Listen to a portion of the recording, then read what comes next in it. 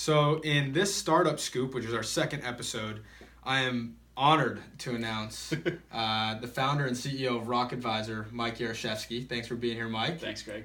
Always getting to chat with you is always awesome, so thanks for coming in. And what we're going to do today is talk about how Mike became a startup founder of his company RocketVisor and how he's planning to ultimately fuel growth for his business. So, Mike, if it's okay with you, I'd love to just quickly walk through the agenda so that the people watching today know what to expect in today's Startup Scoop. Sure, sounds good. Awesome. So we're going to go through Mike's background. I think it's actually really interesting how he will be able to tie past experiences together and how he's building his company now for the future. We're going to go through the idea of RocketVisor, how he came up with it. Ultimately, I think that this section will be really exciting and predominantly the meat and potatoes of today's conversation. We're going to go into the business model. Double meat, please. Yep, whatever you need. And with product market fit as well, which I'm excited to dive in a little bit with you on. And then sales and marketing, and then business metrics that are important to founders for you to look for. And then just wrapping up with some advice for the founders out there and the future entrepreneurs and founders as well. How's that sound? Sounds great. I'm excited. So to kick things off today, let's dive in a little bit with your background. What did you do before starting RocketVisor? It's a dark time. Life's gotten so much better since I started the company. It's just so much fun. Before RocketVisor, immediately prior, I was at HBS, and before that, I was at Insight Venture Partners in New York as a member of the investment team. So I could talk a little bit more about that. So yeah, if you don't mind telling us what you did at Insight. Yeah, so I started as an intern there back in 2011, which feels like a really long time ago. And at Insight, my job was to help connect our firm with entrepreneurs out there who were within our correct investment criteria. It was essentially like a typical sales job, except instead of selling something and asking for money, we were selling ourselves and giving money. But it was still a tremendous challenge nonetheless because there's a lot of competition out there. And so it was a fantastic experience. I was in the office, I was out of the office, I was meeting entrepreneurs. I counted that I met about 10,000 entrepreneurs over my time there. Wow. Whether through phone calls or meetings. Fantastic opportunity, which was great, and just got to sit around at the investment committee meetings and analyze these businesses. And it's amazing to think back on my growth from like a early analyst on the team where I was just smiling and dialing. I was just going for the volume game. And over time I started to get better at like actually thinking like an investor and realizing that it's not about numbers, it's about making the right connection with the right people and being able to bring value to them so that they want to work with you. And really making that transition was fantastic. And it just comes with time. And so that was awesome, but it really ignited the spark, under my butt that I really wanted to be on the other side of the table, because it's just, you saw some of these entrepreneurs changing the world and like really bringing about their vision, and like what a cool thing to do to have an opportunity. It's amazing. So that was a lot of fun, but I always wanted to go to HBS to get a master's, and my way of thinking about that was when I do start a company, I want to have some of the frameworks that'll help me think about things in a different light. And I think it could be very easy to go to business school and walk away with, the instructions, but not necessarily the right direction. You could perfectly pave your way in the wrong direction, and that's a challenge. But business school will help you perfectly pave your way. You've got to make sure you're going in the right direction. But I wanted that. Number one, and I also wanted to be able to see like from other people's experiences. Harvard does the case method, and so you look at each class, one company, and a challenge that they faced, and potentially some of the potholes along the way, and to be able to learn from other people's experiences what those potholes were. I really wanted to help us when I started a company, whatever that was going to be. I always knew it was going to be something to avoid those potholes. Because the road to success is lined with a lot of detours and a lot of potholes, and if you could sort of narrow the path that you're going to take, anything that helps is awesome. So are you're still at HBS, right? I'm still at HBS. I'm in my second of 2 years. Wow. They haven't kicked me out yet. I go to all the classes, but I've definitely optimized my schedule enough so that I could work on I have class 2 days a week. Nice. So it's kind of like, I still have a 5-day work week, and then I have a weekend where I get to go sit in class and talk about cool stuff. I love it. So before we move on to, because I think being an entrepreneur and a founder of what will hopefully be a really big company one day, while being a student, getting your master's at HBS, so first off, congrats. Has your experience at grad school helped you become a better founder today, and will continue to be a catalyst for you as you transition from stage to stage? Definitely has. And I got to be honest, it was actually hard when I first got there. It was hard to see it because it was the required curriculum. So it was a lot of like core classes, and it was just the grind, just a tremendous amount of reading. And I'm a doer, and it was really hard for me to actually get that sense. Like I didn't really think about it before I came there, but while you're sitting in that classroom, the world's passing you by. And that gave me such anxiety to be sitting in that classroom, and they don't allow phones or computers or technology, which like the first couple times I actually got the shakes, and then it started getting a little bit better. But it gave me this sense of just urgency, sitting in that classroom, thinking about those ideas. And yes, I was taking them in, but I was like, I got to do something. I saw my colleagues, they were going on with their career. People were creating things. Here I was in a classroom, and there's definitely a lot of benefits. So anyway, fast forward to year 2, having started the company, I'm actually seeing how now I'm actually taking things out of that first year and plugging it right into the business and seeing the impact of it. And it's just like, okay, that was worth it. That was really cool. That's really cool. And so for the people that don't know what RocketVisor is, because you're still in alpha mode, right? Yeah. Tell us a little bit around RocketVisor. What's the idea? Yeah. What's the business? So RocketVisor stems from a long-standing belief that I've had for many years. And so, it's really just an opportunity for me to do something that I've always kind of wanted to do. I just finally found the right platform from which to do it, which is that I just believe all of our information that is in all of the applications that we use should come together in a smart way. I call this open skies computing. The idea that we have all of these clouds of information out there. You've got your information on Google. You've got your information in Salesforce. You have your information in Dropbox. You have your information in your calendar. And they're all helping you achieve one or numerous goals, but you are the hub of all of that. And I hate that because we have so much complexity in our lives. That's the last thing we need is software complexity. So our goal is simplicity. Right? Simplify, simplify, simplify. And it hasn't been happening in the market. Every day something new pops up and it adds value, but it's kind of like the Laffer curve effect where, it's not a linear thing where, add another product, add another piece of software and you keep getting more value. At a certain point, you get diminishing returns. And so I don't think that the rate at which new technology is adding tools is ever going to slow down. And so I'm trying to be, where the puck is going to be in 5-10 years, which is to say, let's not make it so that people have to really pick and choose among those tools. They can get the full benefit, but make it easy. So long story short, RocketVisor is for sales reps that are going after an account-based marketing strategy, which is fancy new jargon that basically means, do you know your customer and can you provide value to them? That's, in my opinion, right now, what account-based marketing is about. And it's a really old concept, but now we have lots of new tools that can help us know our customers, right? We're in a very open world. And it just has become more challenging because so do your competitors.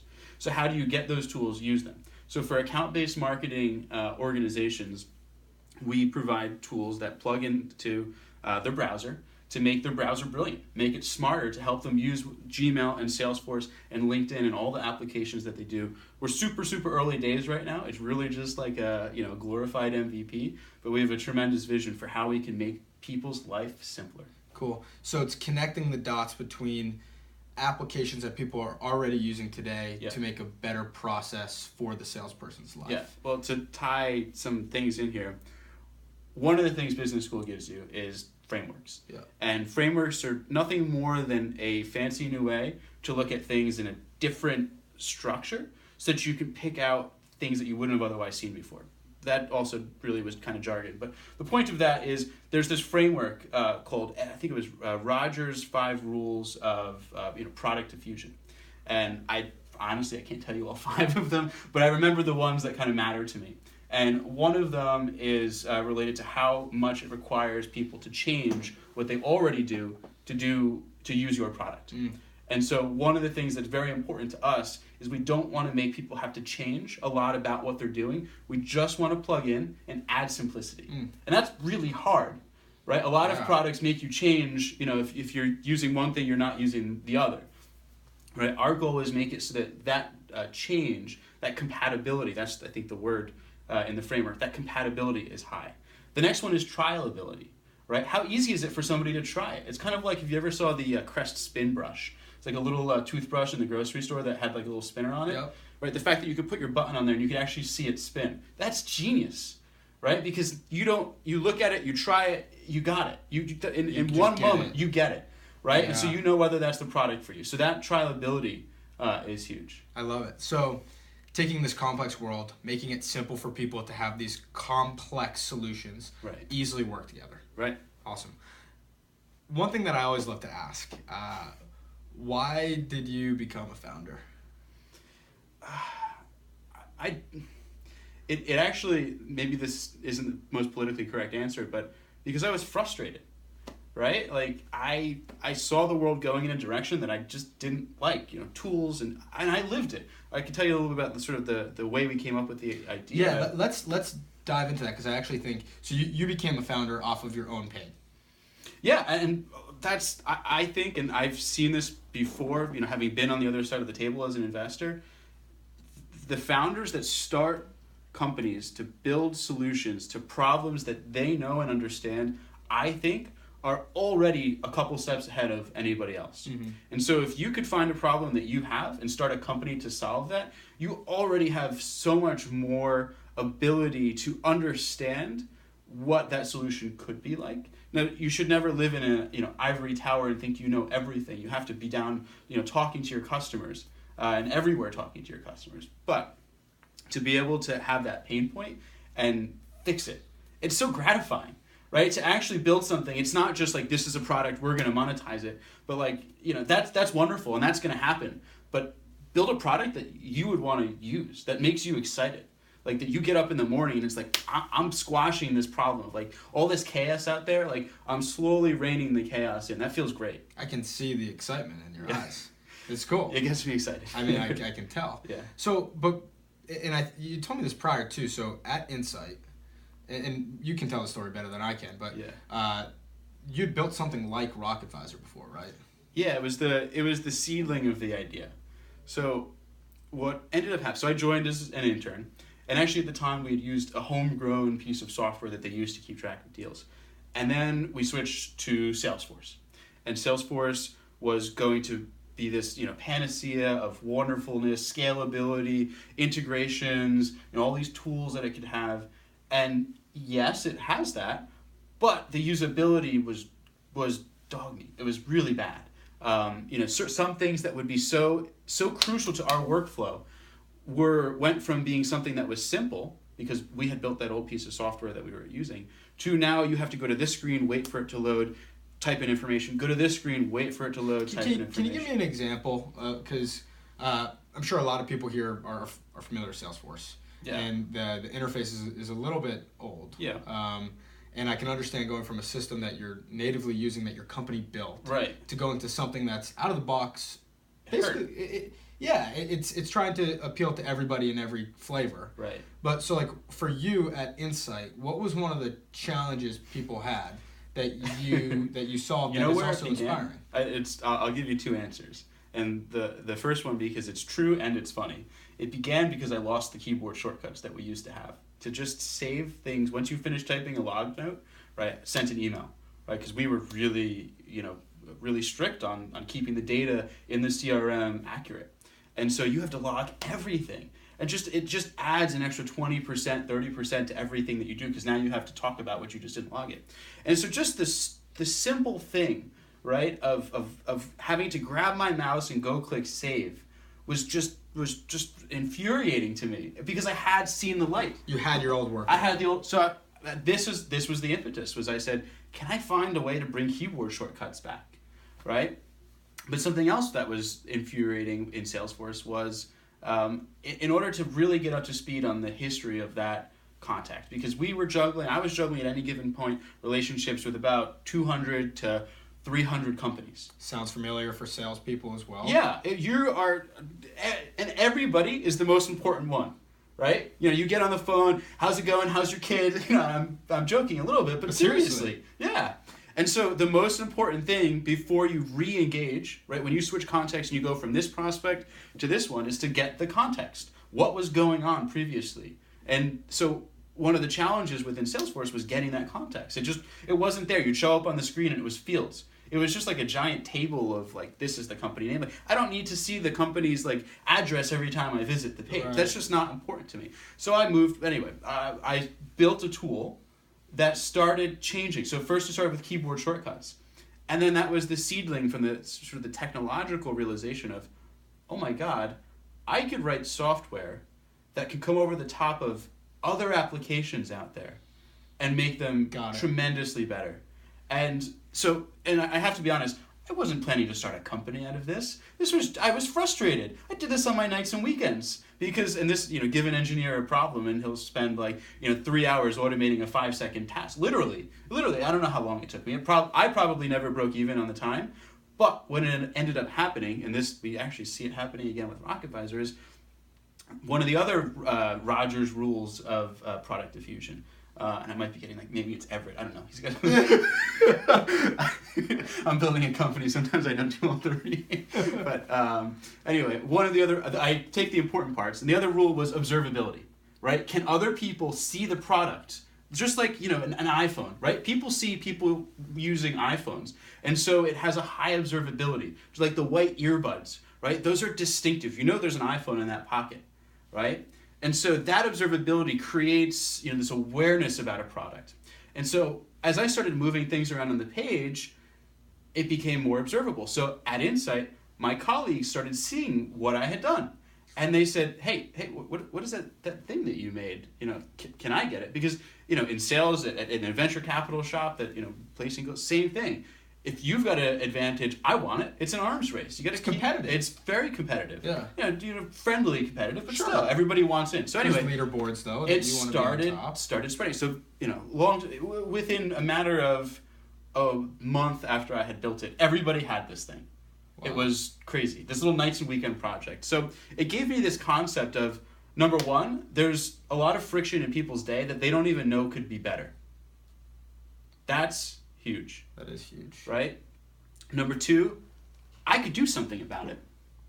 And so that was sort of the click. So anyway, I came up to HBS. It was a nice little side project, but it wasn't necessarily the thing that I thought could be, a business, right? And this goes into my investor hat thinking of all right, building, custom software on Salesforce for venture capital firms is a narrow market, and if I'm going to start a company, I want it to have the potential to be a multi-billion-dollar business, right? We only have one life.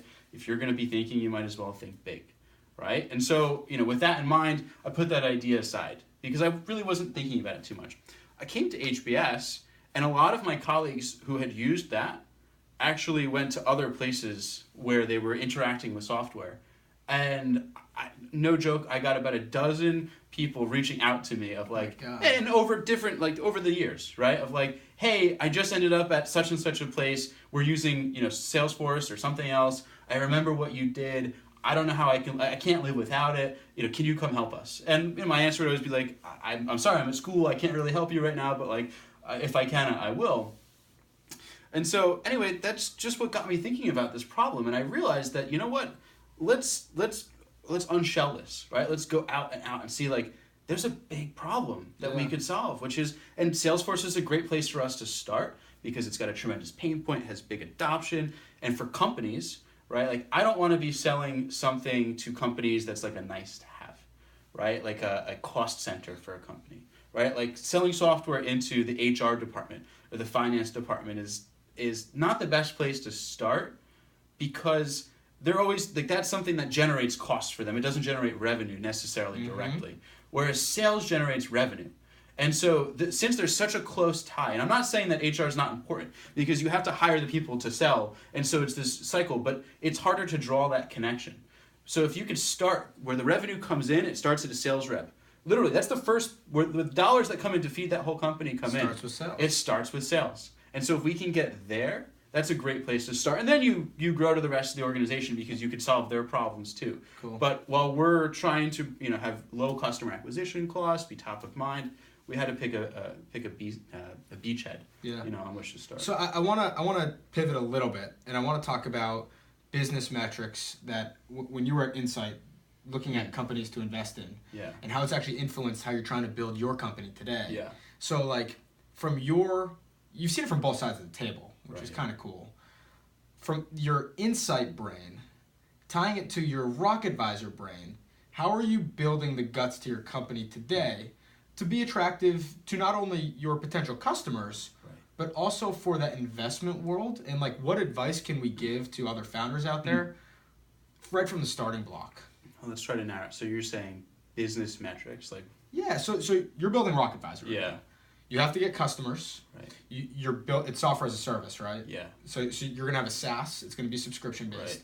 You have to grow into your install base. Yeah. So as you're building your product, which is intended for salespeople, and you talked about a viral effect to it, how does your product correlate with sales? And then we're going to get into marketing in a little bit, but like, talk to me about the metrics around your business that will drive you to grow both in funding and in acquisition of customers. So I take I don't want to say unique, but relatively unique perspective on early stage growth, which is I think you really need to find your unit economics early in the business. And granted, you won't have a perfect picture of it before you're really out there and testing it, but you have to have that early in your mind of like, how much is it going to cost, roughly speaking, how much is it going to cost to acquire a customer, and then how much are they going to bring in? And for a recurring revenue business like ours, you can play with that a little bit because they come in, and then if they renew, they come in again, and they come in again. And they might tell the buddy or sitting right next to them. Right, and that's so I think about that in terms of net retention, which retention is huge. Okay. So for a SaaS business like us, I think about, in unit economics is an umbrella of things, but customer acquisition cost is really important. Really, really important. How much does it cost you to get a customer? It's one of the first sort of, parts of that sales machine. And so if you have a very high customer acquisition cost, which, is, and, let's say it's this much, and this is the lifetime value of the customer, which is to say, how much money do you expect that you will actually get at the end of the day from that customer staying with you for however long they're going to stay? Let's say it's, $100 every year, right? 100 times how long are they going to stay? Maybe it's 5 years on average, right? So that's $500. If it costs you $500 to get that customer, you have a charity business. Yeah, it's not a very appealing business. It's not an appealing business. So you've got to think about that early. Retention is also huge. And so when I was in the investor seat, the one thing that I would look most at, and we were investing in later stage. We were doing Series B, C investments, companies that tended to have a significant amount of revenue, usually at least 10 million. They were growing rapidly. And so I would look at retention, but specifically momentum.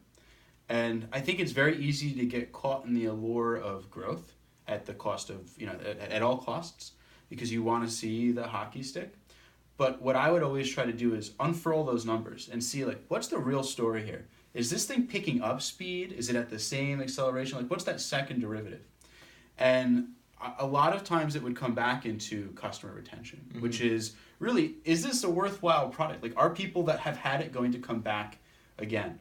And part of that is, all right, let's say you start with 10 customers in a basket, a cohort per se, right? And when I think about that, it's of a period of time. So let's say in a month, right, you got 10 customers, and one of them dropped out by the year's end, right? So now we're talking about a certain retention of that cohort. But what if of those 9 people, a couple of those brought on some of their colleagues, right? Now you have a net growth. Despite the fact that you lost one person, you may have added more. So that becomes valuable too. That's what I would call net retention. So taking what you learned at Insight, right, are you now also trying to build RocketVisor to have that sort of business model? Yeah, and so part of that is, build a product that will, on a gross basis, meaning before you incorporate the additions after the fact, will actually have customers, enjoying it and coming back. And that's just really a question of the tossed around term product market fit. But like, are you solving a pain point for people in the best way possible? And is the value that you're creating for them monumental compared to the cost that you're charging? Right? Is it just a no-brainer? Are they going to keep coming back? And so when I think about our company today, it's a matter of really refining the product. And so, we have focused almost exclusively on product, talking to customers. As I will come in and I will sit down next to sales reps here at HubSpot or some of our other, customers, and I will just sit there for hours and try to watch what are they doing, because like I have a perspective from when I was in the hot seat myself. But there's no replacement for just actually sitting there and just observing. And like, you could try to have meetings and try to talk, but like sometimes things just from observing are going to help. So that's crucial for gross retention.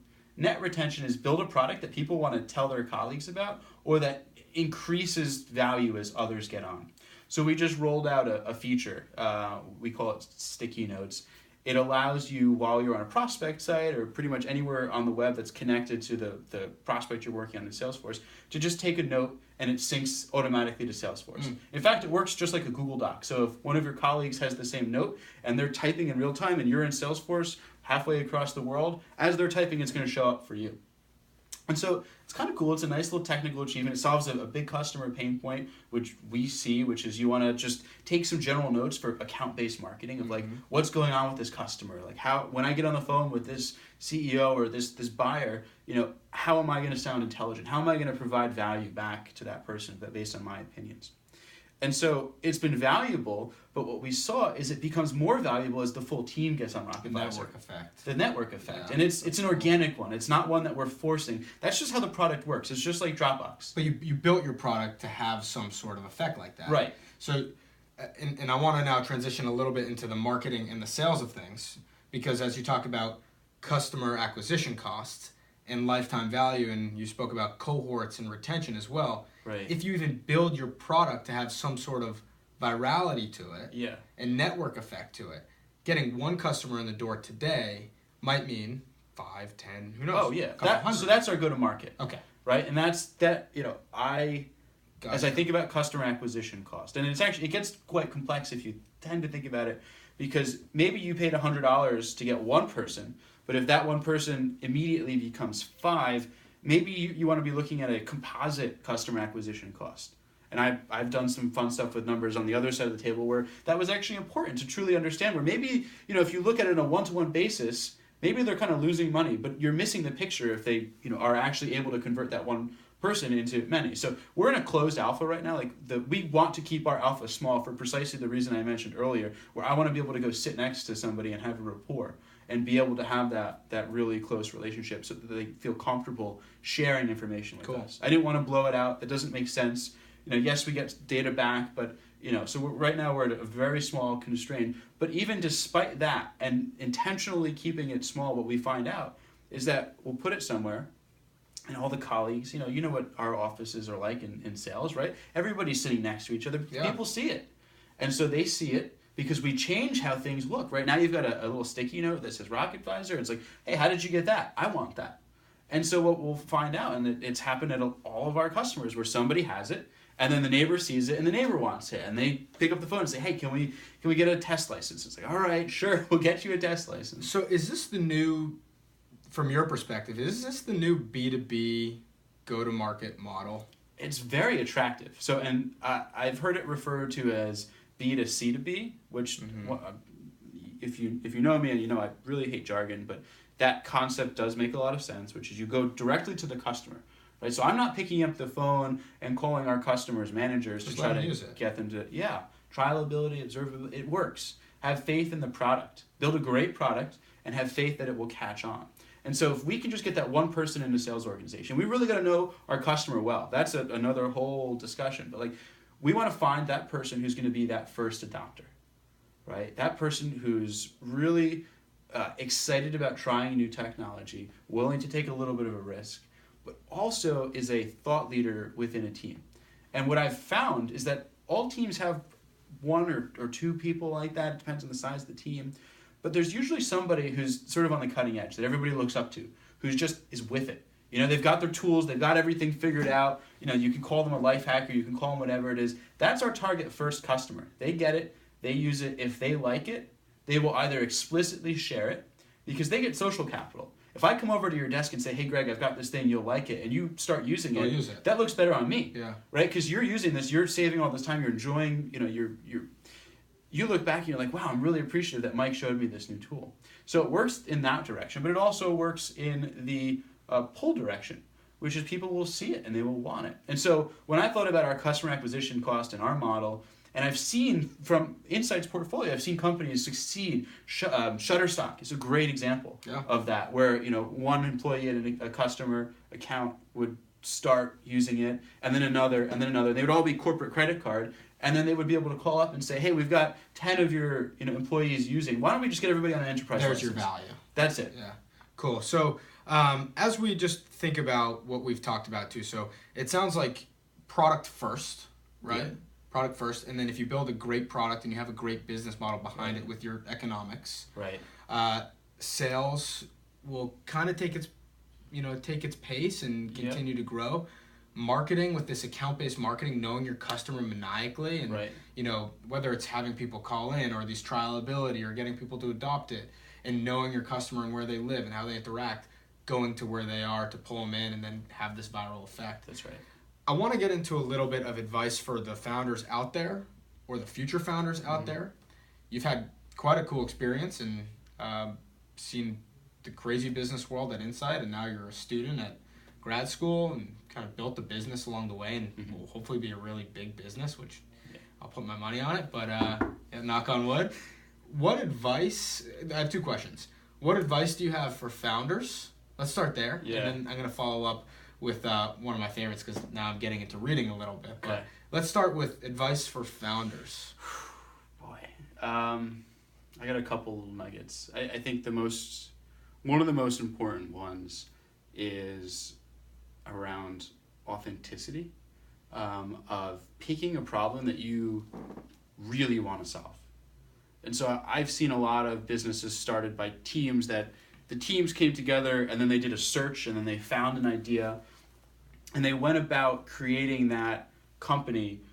And sometimes it'll be MBAs, and like I said, they know how to pave a really beautiful road, but they're just not passionate enough about it. They don't have a really strong perspective, right? That's the difference. There's a couple of things. There's a lot of factors there, but one is, if you pick something you're passionate about, you'll have a really interesting perspective that might be unique, and it gives you a really special way to think about that problem.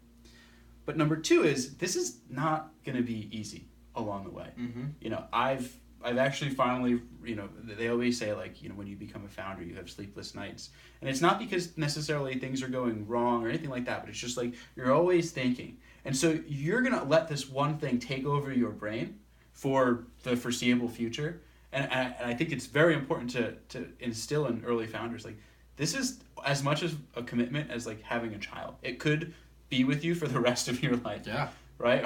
If all things go well, that would be a great outcome, right? So you could be working on this for many years. So you want something that, if it's all you're thinking about, you're happy about it, right? And I remember when I first started the company, I was waking up earlier and earlier and earlier because I was excited. And I would jump out of bed and it would be 5:30 in the morning, and I'd look at the clock and my alarm hadn't gone off yet, and I'd make my coffee and I'd be sitting at my, you know, computer, and I would just have, you know, blissful peace, and I'd be thinking, I'd be working, and it was a wonderful feeling. And so if you could achieve that feeling, you will be able to outwork anybody else. So that goes back to the authenticity of, like, if this is something that you're truly passionate about, it's going to work itself out. You're crazy in a great way. Well, you have to be crazy, right? Because if you're normal, you're going to do normal things. Yeah. So you have to be a little crazy, but you have to be aware of it. And you also said something to me earlier where you're like, when is it going to feel like work? Right. Right. Right. Which is authentic, right? You're doing something you're passionate about. Yeah. And then it turns into a really cool problem that you're trying to solve. Yeah, it's just, I mean, and this just goes to sort of the core of, like, what drives me. And, like, software is fantastic as a platform for me, because it allows me to help people in a very scalable way. It allows me to put my brain and my thoughtfulness and those of the team that we've established into a product that is caring for our customers. Cool. And it's like hospitality, right? So it's like software hospitality, and that's such a cool feeling, but it's scalable, right? Like, it's, I don't have to wake up and like make tea for 3 million people. That's the beauty of SaaS. It's like I make it once and it serves 3 million people. So I love that multiplier effect of like, I can give software hospitality and scale it.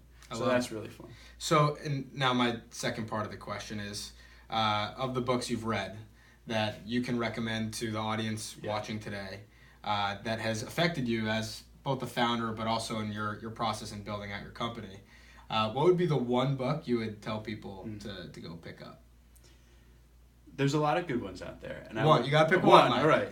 So I really like books that try to offer a contrarian view that will help you criticize the things that you might take for granted as true. And one recent book, and this I'm bringing this up mainly because it's recent, but also because I think it has been very impactful of helping me contextualize some of the decisions we're making, is Jason Fried of 37 Signals or Basecamp HQ. Yeah. He put out a book called Rework, and it's not new, but I just got around to reading it, and it just, where the whole world is kind of going in this direction, or at least it feels like that, he's decided to take a casual left, going somewhere his own way. And he might have taken it to the extreme, but I think it's very important to have seen this direction that you could go, this alternative direction that you can go, and pick the one that you feel is right for you. Cool. Don't let anybody tell you what to do. You have to make that decision, but it's important that you see the potential path. And it's a quick read. It's great. It's each chapter is like 4 or 5 pages. Awesome. So if you have ADHD and you're doing a million things, it fits in perfectly. That's great. Well, Mike, thanks for coming. What we'll do is in the description below, we'll put a few links to articles that either RocketVisor's written or HubSpot's written or anything that's relevant to what we discussed today.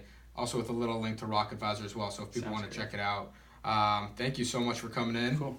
Awesome getting to speak to you. Thanks for sharing your brain with us. Yeah. And go get them. Awesome. Cheers, buddy. Yeah, cheers.